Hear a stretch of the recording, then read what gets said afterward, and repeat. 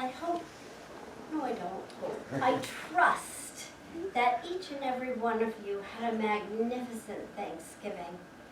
I know that one of my deep gratitudes is that the way my family shows up for Thanksgiving, now granted it's smaller, it's not a whole lot with aunts and uncles and cousins and all that.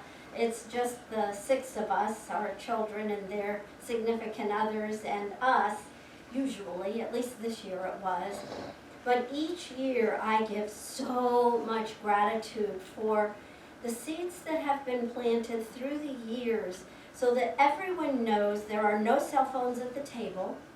We are sitting in gratitude and we are all getting along and being the love that we came here to be. And each year for years it has been like that. And every year I say, thank you, thank you, thank you that that seed was planted and there was no chaos and no strife and no challenges. And so it is a seed planted. And it does take time to grow. It's not like one of those gardens like David's sweet potatoes where in 1 year you're going to have great big success.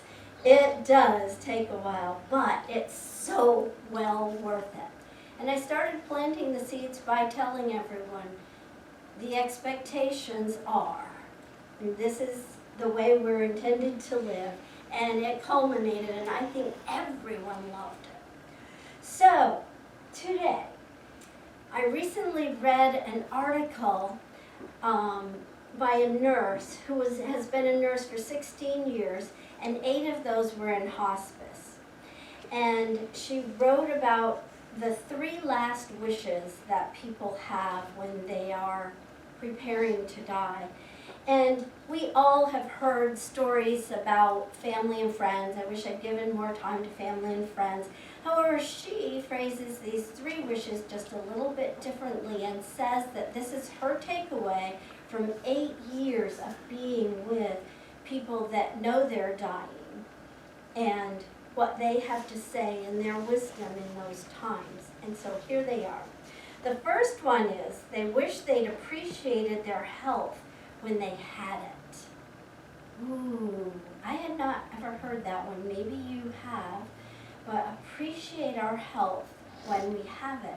So to me, that meant even if there is one part of me that I feel I want a shift in to a greater sense of health and well-being, don't discard all the rest of it.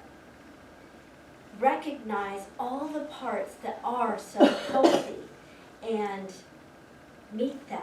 Realize and be appreciative for them. The second one was they wish they hadn't worked their life away. And they weren't talking about just having a job, because obviously many of us have a job to bring in an income, but they were talking about doing something that we love.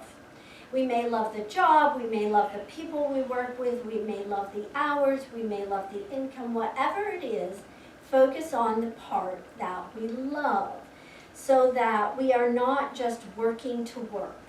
We are not just working to survive, but we're working to enjoy our life in some way and feeling gratitude for it. And the third wish was about family and friends, but more than that. They regret how they navigated their relationships. No limitation just to family and friends, because I have sisters that are truly and deeply cherished sisters in the meaning of what a sister is, although we don't share the same blood. And so it's about how we're navigating all of our relationships, not just particular ones. So these were some of the details. Not saying sorry when they realized in hindsight that they should have. We've talked about that one from time to time because it is an invaluable gift, and it does take practice, especially if we grew up in a home where that wasn't said, or where it was believed that that was a weakness. then it does take practice to learn to say, I'm sorry for that. But usually my go-to is, I'm sorry for what I said or did, and this is how I wish I had done it better. And somehow that teaches us how to do it better in the moment, so we don't have to say sorry later. Another one was not connecting with people sooner. And they mean in every way that feels right and authentic to you. And so the last one is caring too much about what others think. So it's not about what others think, it's about what I think and what serves me for me. How do I want to show up? How does that serve me and the greater good? Doing no harm to myself or others. And we each get to make that choice for ourselves. You know, we recognize that life's journey is absolutely and perfectly clear in its multifacetedness. It is interwoven with pairs of opposites, such as the good health and illness, strife and ease, joys and sorrows. And for over 100 years, science of mind has taught spiritual tools that enhance the quality of human life. By giving ourselves the benefit of these tools, we gratefully discover that within our multifaceted life, there lies the potential for inner growth, inner discovery, inner peace, and an ability to sway our lives through law toward the good health, ease, and joy. Our title this morning is Affirmations, and it is one of the tools that we use and teach in Science of Mind. Affirmations are nothing more than just simple statements of belief. And affirmations don't really have any good or bad attached to them. It depends on what you believe. When we make an affirmation, we're affirming, claiming, declaring, accepting, choosing, or committing to a specific condition. So, if you're making an affirmation based on your stinking thinking, it creates a stinking life experience. Basically, affirmations are basically statements are said with conviction, with much feeling behind them. Negative thoughts affirm, claim, declare, accept, choose, or commit to negative outlooks on life. So holding on to a negative idea is affirming negativity in your life. So we should therefore be careful what we affirm in our affirmations, should we not? Because your predominant thought patterns tend to manifest in your life experiences. Recent scientific studies have linked affirmations to concrete physical and mental gains in areas such as health, learning, and interpersonal relationships. Mayo Clinic research has shown that affirmations may help reduce the production of cortisol, which is a stress hormone.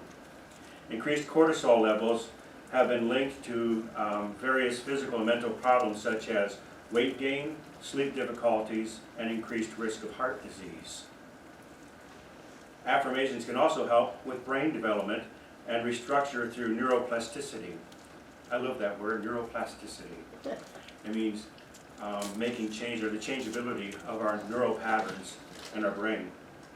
They cause the brain to form new neural patterns, or new pathways, which create new physical connections in the brain that are receptive to these new thoughts and ideas. Studies use neuroimaging techniques such as functional magnetic resonance imaging, or fMRI. They have demonstrated that engaging in affirmations can activate brain regions associated with emotion regulation and reward processing. So the more you do it, the more the brain responds, and the more you receive benefits from it. In a 2016 study published in Social, Cognitive, and Affective Neuroscience, researchers found that affirmation activates the brain's reward centers, similar to the way other positive experiences do. So what we're finding here, no great shock, is that scientific research proves the efficacy of spiritual practices. Something we talk about a lot here. All these results show that affirmations can deliver long-term benefits by creating a positive feedback loop between the self and the individual's ability to adapt over time. And I like David's ideas of synonyms for the word affirmation. With an affirmation, for me, I think of the word affirm and the base word firm. And that idea of being firmly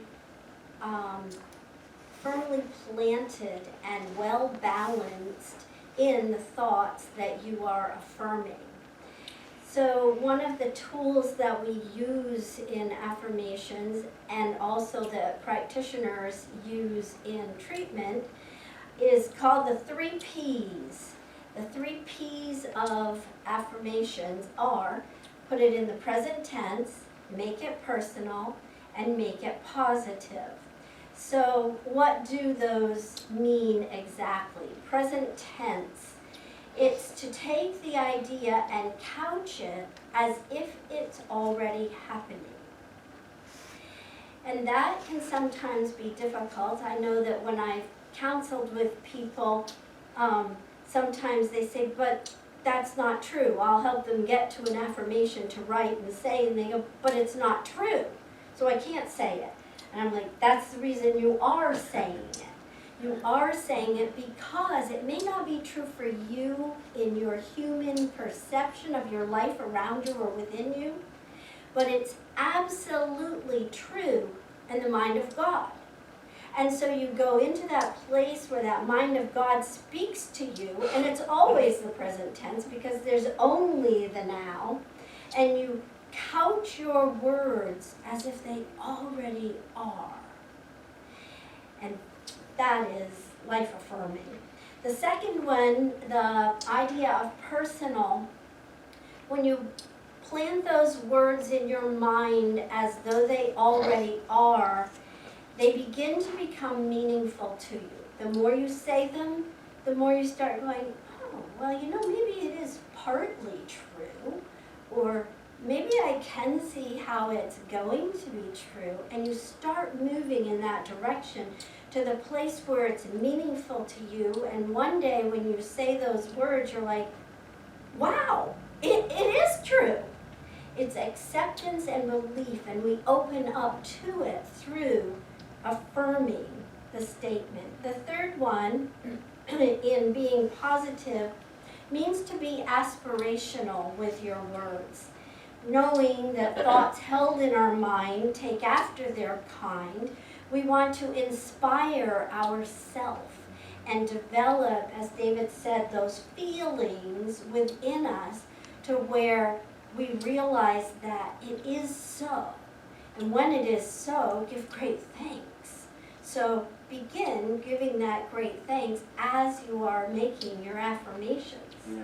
And so the assumption is that you're trying to make a very definite change. So when you're affirming, making affirmation, you're affirming what you are committed to do. Instead of simply stating what you want, you affirm what you're committing to do. So affirmations are not wishes, affirmations are commitments. Something that we back ourselves up with. And if it's commitment, it's something that you're going to make habitual in your life. So the messages that you put out in an affirmation should be repeated multiple times a day. And when we repeatedly affirm something, we're essentially training our brains to accept it as a reality. This process can change the way we think, feel, and behave. Positive thought involves focusing regularly on healthy thoughts and beliefs, even when things don't go as planned. Positive thinking is more related to optimism than immediate results. Because what you're doing is conditioning the mind and you're reprogramming the brain to accept only that which you wish to experience in your life. By consistently practicing affirmations, we can reshape the way our brain processes information, make it easier to adapt, and then easier to adopt new habits and new behaviors. So we are going to share with you some of our favorite commitments in Affirmations now. The first one, I'm not sure where I even found it, so I don't know who said it. Maybe some of you do. And realize that as we develop our affirmations for ourselves, they absolutely have to be personal. So when I first shared this one with David, he said, well, that's not really an affirmation, that's 4 of them. So for me, it's 1. So what does that tell us that we already knew is that David thinks parts to the whole, and I think whole to the parts. Sometimes when we're not getting along with others, it's because we think differently than they do, and we're fighting for what we believe in. And have you ever watched someone who they're both fighting for the same thing and they don't realize it? Because they think differently, so they're using words differently. How comical is it to watch someone? And then I have even attempted, I will admit, to say, you're both saying the same thing, just different words. To which then I was involved in the discussion with, no, we aren't. Yes, it is comical, but do we notice it for ourselves? So realizing that for David, this is 4 parts, and it may be for you. For me, it's 1. It's a way of living, merged. Live without pretending, love without depending, listen without defending, and speak without offending. Powerful words for a way of living, or any one part of them. My favorite affirmation is one that I use all the time, and so much so that I'm sure you're going to recognize it when you hear it, because I probably say it here every single week, or at least in one way or another I do. And it is, God is all that is, and I am, so God is all that I am. How could it be anything less than perfect? If God is perfect, and God is all that I am, how can it be anything less than perfect? You know, we started Science of Mind treatment, our prayer treatment, with those 2 basic ideas. God is all that is, which is our recognition, and I am, so therefore God is all I am, as our unification with that energy. And then we talk about whatever it is we're trying to change or make a difference in or bring into our lives, manifest in our lives. And so that's how our prayer system works in Science of Mind. And I believe that if we just start off with the basic, God is all that is, and I am, so God is all that I am, every challenge, every difficulty, every so-called problem would have to just fall away. So there are these words that we often use, commonly use in Science of Mind. Our story is not an excuse for not being responsible for the quality of our life now. Life-changing words. So the affirmation in here would definitely need to be personal. I am responsible for the quality of my life now. I am responsible for the thoughts that create the life that I desire now. We would have to, each person would have to look at what it is exactly that they wanted. But the key in this is the realization that we can't look back, that we can't use the past to create our future unless we want more of the past. Now obviously, let's take that example I used at the very beginning.